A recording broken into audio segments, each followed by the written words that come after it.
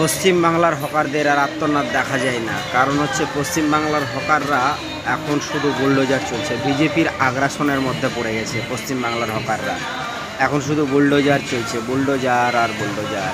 পশ্চিম বাংলার হকাররাই তো বিজেপিকে নিয়ে এলো, ওরাই বলেছিল পরিবর্তন চাই, পরিবর্তন চাই। এমন পরিবর্তন হয়ে গেল যে বুলডোজারদের পরিবর্তন করে দিল। এই সরকার আমরা চাই না পশ্চিম বাংলায়। আমরা একটা সুস্থ সরকার চেয়েছিলাম। টিএমসি সরকার তো সুস্থ সরকার ছিল। আজকে লক্ষ্মীর ভাণ্ডারটা, যেটা মমতা ব্যানার্জি ১,৫০০ টাকা লক্ষ্মীর ভাণ্ডার দিত, সেই লক্ষ্মীর ভাণ্ডারটা কত মানুষ চেয়ে বসে থাকতো।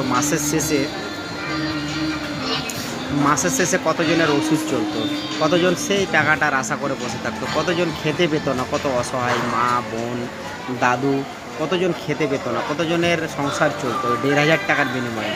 আজকে তার বিনিময়ে আজকে আমরা কি বলবো, আর বলার কিছু নেই। আজকে সরকার যে অবস্থা করে দিয়েছে, প্রতিটা মানুষের কিচ্ছু বলার নেই।